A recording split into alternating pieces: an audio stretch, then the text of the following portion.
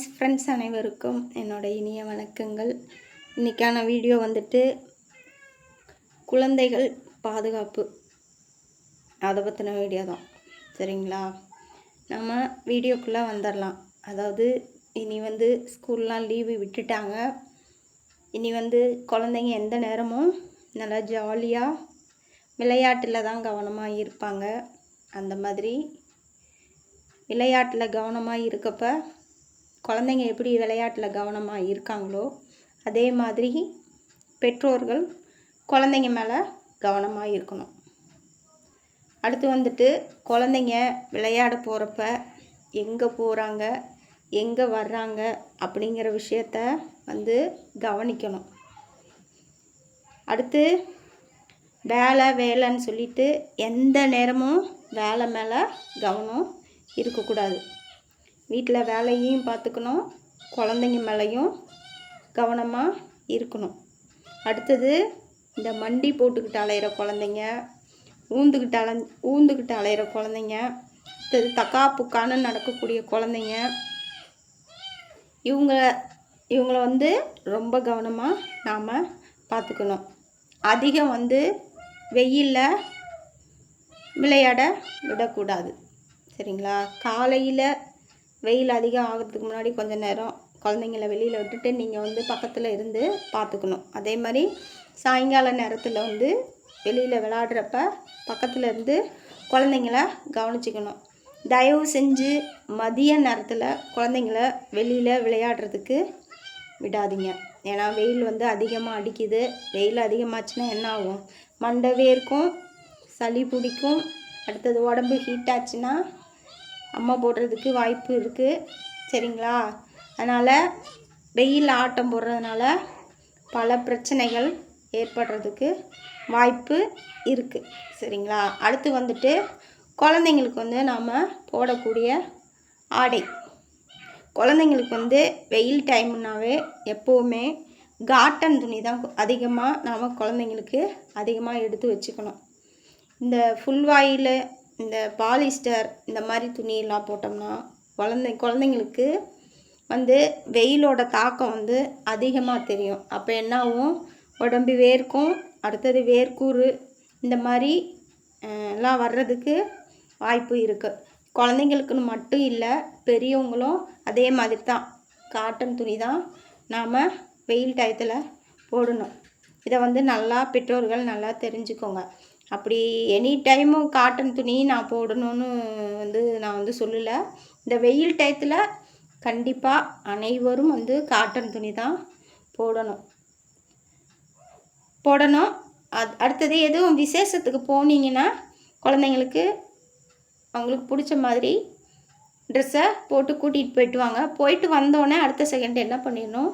கலட்டி விட்டுட்டு காட்டன் துணியை தான் திரும்ப எடுத்து குழந்தைங்களுக்கு போட்டு விடணும். எனி டைம் இந்த பொசுன்னு இருக்கிற துணி, அதுவும் இந்த குழந்தைங்களுக்குலாம் பாருங்கள், ட்ரெஸ் எடுத்தாங்கன்னா அப்படியே நிறையா மொசுன்னு இருக்கும். அது பல இதில் டிசைன்ஸ் போட்டு நரம்பெல்லாம் போட்டுட்டு கொசன்னு, ஆனால் பார்க்க அழகாக இருக்கும். ஆனால் அதை குழந்தை போட்டுச்சுன்னா அந்த குழந்தைக்கு தான் தெரியும். அந்த போட்டிருக்கனால என்ன ஆகுங்கிறது அந்த குழந்தைக்கு தான் தெரியும், நம்மளுக்கு தெரியாது. சரிங்களா, அந்த மாதிரி பிரச்சனையெல்லாம் வராமல் நம்ம தான் தாய்மார்கள் பார்த்துக்கணும். சரிங்களா, அதே மாதிரி குழந்தைங்களெல்லாம் வெளியில் அழைச்சிட்டு போகிறதா இருந்தால் காலை நேரத்துலேயே கிளம்பி போயிட்டு வாங்க. இல்லைன்னா வெயில் தாழ்ந்து ஒரு 4 மணிக்கு மேலே குழந்தைங்களெல்லாம் கூட்டிகிட்டு வெளியில் போங்க. இந்த வெயில் நேரத்துலலாம் தயவு செஞ்சு குழந்தைங்கள வெளியிலலாம் கூட்டிகிட்டு போகிறேன்னு சொல்லிட்டு கூட்டிகிட்டு போகாதீங்க. சரிங்களா, அதே மாதிரி தவிர்க்க முடியாத சூழல்னால நீங்கள் வெளியில் போகிற மாதிரி இருந்தால் குழந்தைங்களுக்கு தலையில் இந்த தொப்பியெல்லாம் வாங்கி வச்சுக்கோங்க. வெயிலெலாம் கூட்டிகிட்டு போகிறப்ப தொப்பியெல்லாம் போட்டு குழந்தைங்கள கூட்டிகிட்டு போங்க. சரிங்களா, தொப்பி வாங்கி வச்சுக்கலாம், இல்லைன்னா கையில் கொடை வச்சுக்கலாம். கொடையை பிடிச்சிட்டு குழந்தைய கூட்டிகிட்டு அழகாக நீட்டாக போயிட்டு வரலாம். சரிங்களா, இப்போ வெயில் அதிகமாக இருக்கனால அந்த வெயிலுக்கே ஒரு பேர் வச்சுருக்காங்க. அதனால் அது நான் சொல்லணுங்கிறதுல தாய்மார்களாகிய உங்களுக்கு எல்லாத்துக்குமே நல்லா தெரியும். சரிங்களா, அதே மாதிரி குழந்தைங்களுக்கு தண்ணி நல்லா நிறையா கொடுக்கணும். சரிங்களா, தண்ணி நிறையா கொடுக்கணும். அதே மாதிரி நிறைய ஜூஸ்லாம் வந்துட்டு நல்லா போட்டு கொடுங்க சரிங்களா. ஆரஞ்சு பழம், அந்த இது எலுமிச்சம்பழம், அடுத்தது இந்த தர்பூசணியெல்லாம் வாங்கி ஜூஸ் போட்டு கொடுக்கலாம். இந்த மாதிரி தண்ணி சம்மந்தமான பழங்கள் என்னென்ன இருக்கோ அதெல்லாம் வச்சுட்டு ஜூஸ் போட்டு குழந்தைங்களுக்கு கொடுக்கலாம். தயவு செஞ்சு கடையில் விற்கக்கூடிய ஜூஸை வந்து குழந்தைங்களுக்கு தயவு செஞ்சு வாங்கி கொடுக்காதீங்க. அதே மாதிரி வெயில் டயத்தில் வந்துட்டு வெயில் தானே நல்லா அடிக்குதுன்னு சொல்லிட்டு நல்லா ஜில்லு ஜில்லுன்னு இருக்கக்கூடிய ஜூஸ்லாம் வந்து குழந்தைங்களுக்கு ரொம்ப கூலிங் வந்து கொடுக்கக்கூடாது.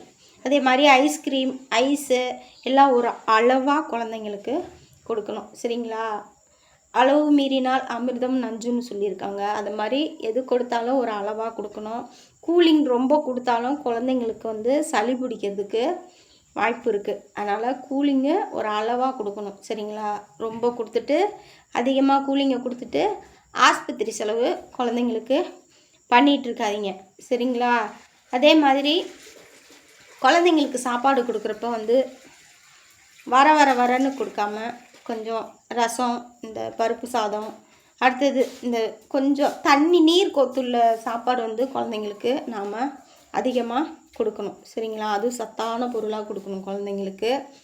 1 வயசுலேருந்து, அதாவது 1 வயசில் 6 மாதத்துலேருந்து வந்து நம்ம சாப்பாடு குழந்தைங்களுக்கு கொடுக்க ஆரம்பிச்சிருவோம். அந்த சாப்பாடு வந்து 6 மாதத்துலேருந்து அந்த 2 வயசுக்குள்ளே வந்து நல்ல சத்தான பொருளாக வந்து குழந்தைங்களுக்கு நீங்கள் கண்டிப்பாக கொடுத்தே ஆகணும். ஏன்னா அந்த சத்து தான் அந்த குழந்தைக்கு லைஃப் லாங் அந்த உடம்புல இருக்கும்.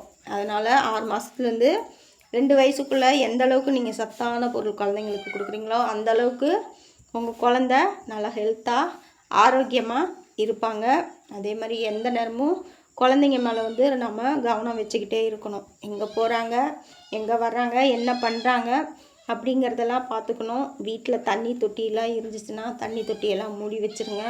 தயவு செஞ்சு இந்த வில்லேஜில் இருக்கவங்களாம் வந்துட்டு என்னோடய வீடியோ பார்த்திங்கன்னா தயவு செஞ்சு குழந்தைங்கள வந்து இந்த கிணத்து பக்கத்தெல்லாம் கூட்டிகிட்டு போய் பழக்காதீங்க சரிங்களா. ஏன்னா நீங்கள் வீட்டிலையே அடைச்சி வச்சுட்டு திடீர்னு அதுவும் இப்போ நான் சொல்கிறது வந்து கிராமத்துக்காரங்களுக்கு ஊரில் தண்ணி வரல அப்படின்னு சொல்லிட்டு என்ன பண்ணுவாங்க, கிணத்துக்கு போவாங்க. அப்போ என்ன பண்ணுவாங்க, குழந்தையும் தூக்கிக்கிட்டு கிணத்துக்கு போவாங்க. வீட்டுக்குள்ளேயே அடைச்சி வச்சுருந்த குழந்தை தண்ணி அதிகமாக இருக்கிற இடத்த பார்த்தா என்ன நினைக்கும், நம்ம அங்கே போய் ஆட்டம் போடணும், தண்ணியில் விளையாடணும் அப்படின்னு சொல்லி அந்த குழந்தைக்கு வந்து ஆர்வம் வரும். அப்போ என்ன பண்ணணும், முடிஞ்ச வரைக்கும் குழந்தைங்கள வந்து கிணத்துக்கெல்லாம் தூக்கிட்டு போகிறத வந்து பெற்றோர்கள் வந்து தவிர்க்கணும்னு நான் வந்து கேட்டுக்கிறேன் சரிங்களா.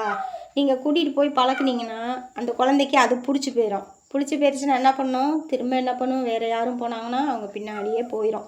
இல்லைன்னா அன்றைக்கி நம்ம போனோமே, ஆனால் நம்ம வந்து நினைப்போம் சரி குழந்தைக்கு பாதை தெரியாது, வழி தெரியாது, போகாது அப்படின்னு நினைப்போம். ஆனால் கூட்டிகிட்டு போய் ஒரு இடத்துக்கு அந்த குழந்தைக்கு அந்த விஷயம் பிடிச்சி போச்சுன்னா என்ன பண்ணும், நாம் குழந்தை விளாண்டுட்டுருக்குன்னு சொல்லிட்டு நம்ம பாட்டுக்கு அசால்ட்டாக இருப்போம். ஆனால் அந்த குழந்தை என்ன பண்ணும், நடந்தே தக்கா புக்கான்னு நடந்தே போய் சேர்ந்துடும்.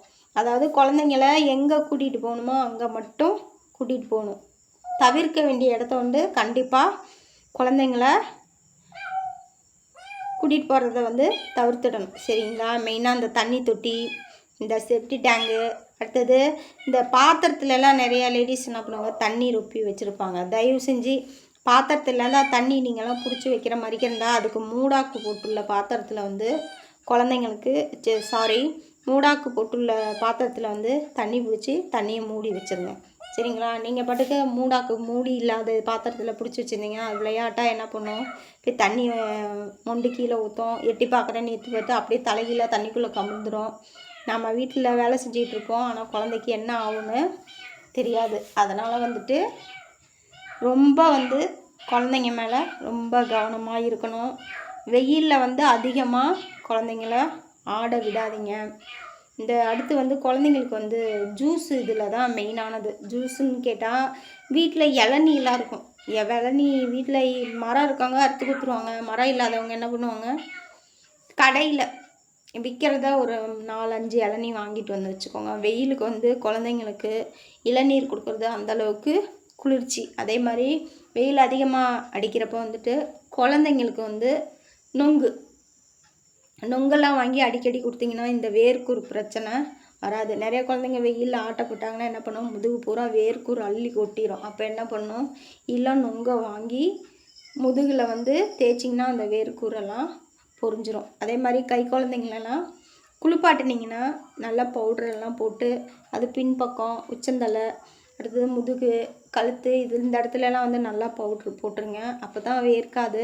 மெயினாக குழந்தைங்களுக்கு கை குழந்தைங்களுக்கு உச்சந்தலையில் வந்து எப்போவுமே பவுட்ரு போடணும். அப்போ தான் மண்டையில் வந்து நீர் கோக்காது. இல்லைனா நீங்கள் பவுட்ரு போடாமல் சும்மா தோட்டிட்டு மட்டும் விட்டிங்கன்னா சளி பிடிச்சிக்கும். சரிங்களா? அப்புறம் என்ன ஆகும், நாம் ஆஸ்பத்திரி செலவு பண்ணுற மாதிரி தான் வரும். சரிங்களா? ஒரு குழந்தைய வளர்த்து எடுக்கிறதுங்கிறது சாதாரணமான விஷயம் இல்லை.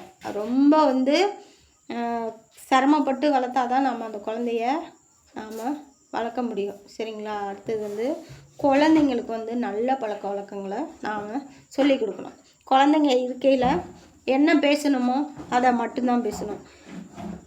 குழந்தைங்க பேசுங்க, அவங்கள பேச வேணாம்னு நான் சொல்ல. குழந்தைங்க இல்லாதப்போ பேச வேண்டிய விஷயத்த பேசுங்க. குழந்தைங்கள வச்சுக்கிட்டு தவறுதலான கெட்ட வார்த்தைகள்லாம் தயவு செஞ்சு பேசாதீங்க. ஏன்னா குழந்தை நம்ம விளாண்டுக்கிட்டு தான் இருக்கும்னு நம்ம நினச்சிட்ருப்போம். ஆனால் அந்த குழந்தை என்ன பண்ணும், நம்ம பேசுகிறதெல்லாம் வாட்ச் பண்ணிவிட்டு என்ன பண்ணும், இன்னொரு குழந்தையோட போய் விளாட்றப்ப ஏதாவது அவங்களுக்குள்ளே சண்டை வந்துருச்சுன்னா என்ன பண்ணும், நம்ம வீட்டில் பேசின அந்த கெட்ட வார்த்தையை அப்படியே பேசுவாங்க. சரிங்களா? அதனால் குழந்தை விஷயத்தில் ரொம்ப கவனமாக இருக்கணும். சரிங்களா? நல்ல பழக்க வழக்கங்களை நாம் குழந்தைங்களுக்கு சின்ன பிள்ளையிலேருந்தே சொல்லி கொடுத்தாதான் குழந்தை வளர்ந்து நல்ல பழக்க வழக்கத்தோடு வளருவாங்க. நிறைய பேர் என்ன பண்ணுவாங்க, குழந்தைய வந்துட்டு கெட்ட பேச்சு பேச சொல்லி பேசுவாங்க. பேசிகிட்டு இருக்கலாம் அந்த குழந்தை பேசிச்சுன்னா உடனே என்ன பண்ணுவாங்க, த்ரில்லிங்காக மறுபடியும் அந்த கெட்ட பேச்சை பேசுவாங்க. அப்போ என்ன பண்ணோம், அந்த குழந்தை அந்த பேச்சு பேசி கெட்ட பேச்சு பேசுகிறதுக்கு ஆரம்பிச்சிடும். சரிங்களா? ஒரு குழந்தை நல்ல வழியில் போகிறதும் ஒரு குழந்தை தப்பான வழியில் போகிறதும் நாம் வீட்டில் கவனிச்சுக்கிறத பொறுத்து தான் இருக்குது. அதனால் இந்த மாதிரி விஷயத்தில் வந்து ரொம்ப கவனமாக இருக்கணும். அதே மாதிரி வீட்டில் இருக்க பெற்றோர்களும், நான் சொல்கிறேன்னு தப்பாக நினைக்காதீங்க, வீட்டில் குழந்தைங்க தூங்குறாங்களா முழிச்சிருக்காங்களா அப்படிங்கிறத வாட்ச் பண்ணிவிட்டு எந்த ஒரு செயலாக இருந்தாலும் நாம் பண்ணணும். சரிங்களா? நாம் குழந்தை தூங்கிட்டு இருக்குன்னு நினச்சிக்கிட்டு நம்ம வேலையை பார்ப்போம். ஆனால் அந்த குழந்தை என்ன பண்ணும், தூங்கிட்டு இருக்காது முழிச்சிட்ருக்கோம். நாம் பண்ணுறத அப்படியே வாட்ச் பண்ணிவிட்டு என்ன பண்ணும், அடுத்த டைம் போயிட்டு இன்னொரு குழந்தை கூட இருக்கிறப்ப வந்து அந்த தவறான விஷயங்களெல்லாம் வந்து குழந்தைங்க பண்ணுவாங்க. அதனால் நம்ம வீட்டில் இருக்கவங்க எந்த அளவுக்கு நல்லா பாதுகாப்பாக கவனமாக இருக்கிறோமோ அந்தளவுக்கு குழந்தையும் நல்ல முறையில் வளரும். அதே மாதிரி நல்ல பழக்க வழக்கங்கள், குழந்தைங்களுக்கு நல்ல மரியாதையாக பேச சொல்லி நாம் குழந்தைங்களுக்கு கற்றுக் கொடுக்கணும். இது கற்றுக் கொடுக்கணுங்கிறது இல்லை, நாம் பேசுகிறத பார்த்தே நம்ம குழந்த பழகிக்கும். நாம் வீட்டில் வந்து எந்த அளவுக்கு அம்மா அப்பா அண்ணன் தம்பி சொந்தம் பந்தம் கணவர் இவங்களெல்லாம் எந்த அளவுக்கு மரியாதையாக நாம் பேசுகிறோமோ அதை பார்த்து தான் நம்ம குழந்தைங்க நல்ல முறையில் நல்ல பழக்க வழக்கத்தோட வளருவாங்க. இதை வந்து ரொம்ப பெற்றோர்கள் வந்து ரொம்ப கவனமாக பார்த்துக்கணும். சரிங்களா? இதுதான் இன்றைக்கான குழந்தைங்களுக்கு நான் சொல்லக்கூடிய ஒரு நல்ல விஷயங்கள் தான் இன்றைக்கான வீடியோவில் நான் சொல்லியிருக்கேன். அதே மாதிரி குழந்தைங்கள வந்து நல்லா பாதுகாப்பாக பார்த்துக்கோங்க. சரிங்களா? மீண்டும் அடுத்த வீடியோவில் சந்திக்கலாம். நான் பேசின விஷயம் உங்களுக்கு கண்டிப்பாக பிடிச்சிருக்கோம். அதனால் என்னோடய வீடியோ பார்த்துட்டு எனக்கு சப்போர்ட் பண்ணுங்கள், சப்ஸ்கிரைப் பண்ணுங்கள், ஷேர் பண்ணுங்கள். மீண்டும் அடுத்த வீடியோவில் சந்திப்போம். தேங்க்யூ.